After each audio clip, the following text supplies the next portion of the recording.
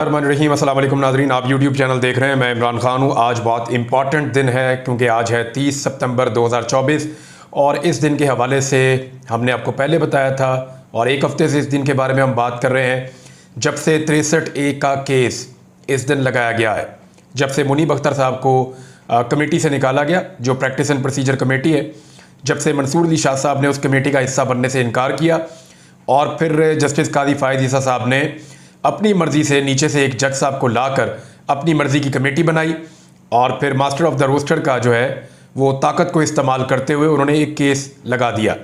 और भी उन्होंने केसेस लगाए हैं और भी बेंचेस हैं। अब देखना होगा कि सुप्रीम कोर्ट ऑफ पाकिस्तान के जो मुअज़्ज़िज़ जज साहिबान हैं वो आज उस कमेटी के बनाए हुए बेंचों में बैठते हैं या नहीं बैठते, या कोई और फैसला आता है या जजेस कुछ और कहते हैं। ये बड़े सवालात हैं जिनके जवाब हमें आज के दिन में मिलेंगे।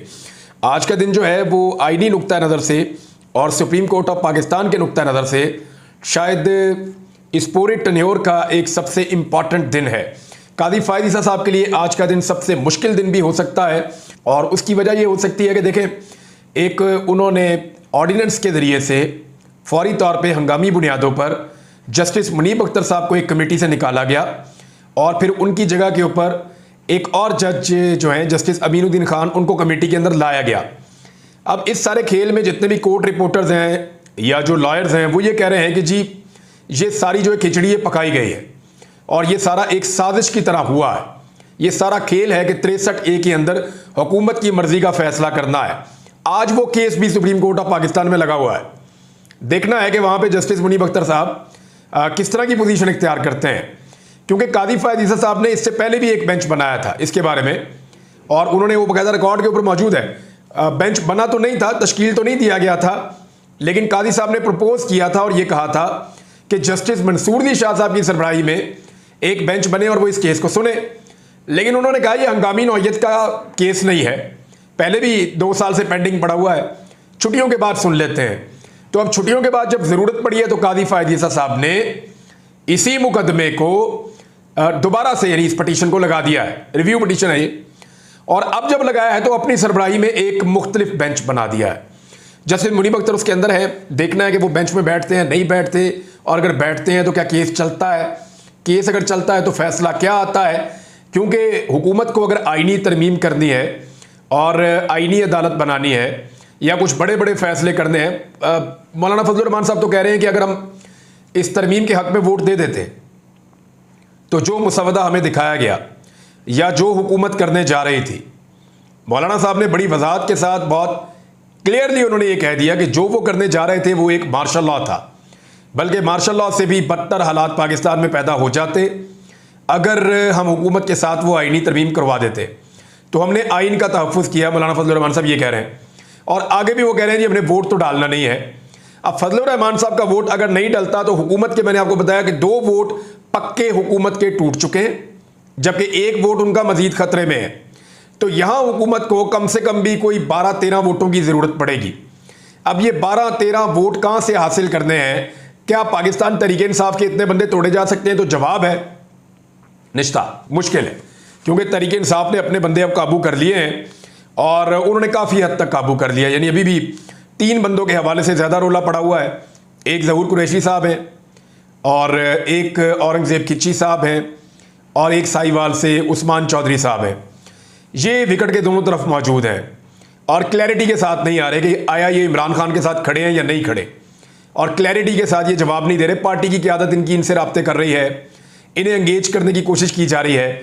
शाह महमूद कुरैशी साहब ने जेल से भी ख़त लिखा ज़हूर कुरैशी साहब को, जो उनके रिश्तेदार हैं, लेकिन अभी तक कोई सॉलिड वहाँ से रिप्लाई मौजूद नहीं है जिसमें वो कैटेगोरिकली खड़े होकर ये कह दें कि मैं किसी सूरत भी इमरान खान के खिलाफ नहीं जाऊँगा, किसी सूरत भी किसी आईनी तरमीम को सपोर्ट नहीं करूँगा, जो आइन के ऊपर हमला हो रहा है मैं नहीं होने दूँगा। तो अभी तक उन्होंने नहीं किया, लेकिन इनके ऊपर आने वाले दिनों में फिर पाकिस्तान तहरीक इंसाफ प्रेशर अपने कारकुनों के ज़रिए से बढ़ाएगी या फिर इनके लिए पार्टी के दरवाजे हमेशा के लिए बंद कर देगी। ये सवालात अभी अपनी जगह पर मौजूद हैं, लेकिन आज कुछ चीज़ों का फैसला हो जाएगा और ये बड़ा फैसला कुन दिन है। मैं कई दिनों से आपको बता रहा था कि 30 सितंबर बहुत इंपॉर्टेंट होगा, तो ये खबरों से भरा हुआ दिन होगा और आज बहुत अहम चीज़ें होने जा रही हैं, ये आप याद रखिएगा। दूसरा जनाब, जो पब्लिक का प्रेशर है वो भी बढ़ता जा रहा है। अवाम आईने पाकिस्तान के साथ खड़ी हो गई है, अवाम अपनी अदलिया के साथ खड़ी हो गई है और इस हुकूमत के खिलाफ निकल आई है। इसका इम्पैक्ट जो है वो अदलिया के ऊपर भी आता है। जब वो देखते हैं कि पाकिस्तान के अवाम उनके पीछे खड़े हैं तो उनमें भी हौसला आता है, उनमें भी जुर्रत पैदा होती है। यानी देखें, 6 जजेस ने खत जो है वो उस वक्त नहीं लिखा जब उनके ऊपर जुल्म हो रहा था, बड़े लंबे अरसे तक वो इसको बर्दाश्त करते रहे। लेकिन जब उन्होंने देखा कि 8 फरवरी को अवाम ने दीवार के ऊपर फैसला लिख दिया, शिकस्त, और सारी ताकतों को शिकस्त दे दी अवाम ने, तो फिर जजेस के अंदर भी ये जुर्रत पैदा हुई कि वो अपनी स्पेस को रीगेन करें। तो अवाम का बड़ा एक ज़बरदस्त रोल होता है हर चीज़ के अंदर। अब कराची के अंदर पाकिस्तान तहरीक इंसाफ ने एक रैली निकाली आइन के तहफ़्फ़ुज़ के लिए और उसको हलीम आदिल शेख साहब ने लीड किया। ये उनकी अपनी कॉल थी और बड़ी ज़बरदस्त रैली थी, बड़ी शानदार रैली थी। उसके मनाज़िर आप देख सकते हैं, उसकी तस्वीर आप देख सकते हैं।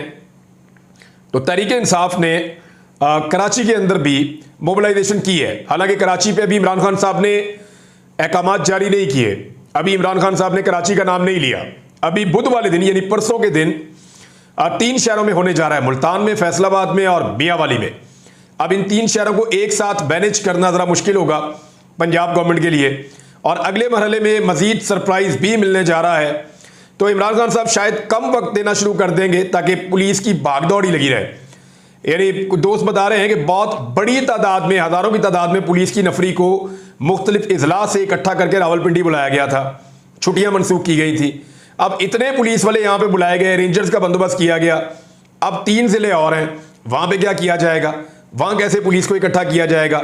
उसके फ़ौरन बाद मेरी इंफॉर्मेशन के मुताबिक कि जुमे को इमरान खान साहब फिर अगला मरला भी दे रहे हैं कि जनाब इसके बाद कहाँ कहाँ पर एहतजाज होना है।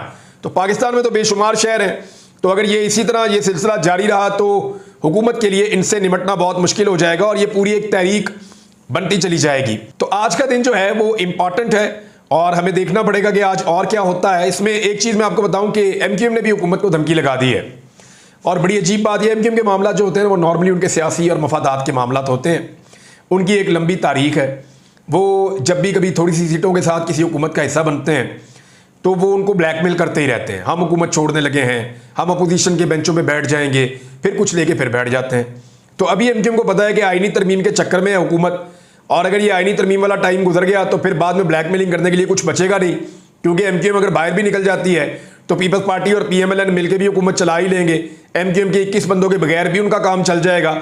एमक्यूएम ने कोई सीट नहीं जीती। जितने लोग कराची में रिपोर्ट करते हैं, रिपोर्टर्स, जर्नलिस्ट, वो कहते हैं कि हैदराबाद और कराची में एमक्यूएम को 17 सीटें दी गई हैं और ये दी गई हैं। इनमें अगर आप 1 या 2 के ऊपर कहें कि एमक्यूएम जीती है तो शायद कोई मान ले, शायद कोई जर्नलिस्ट मान ले। वो ये भी मानने के लिए तैयार नहीं है।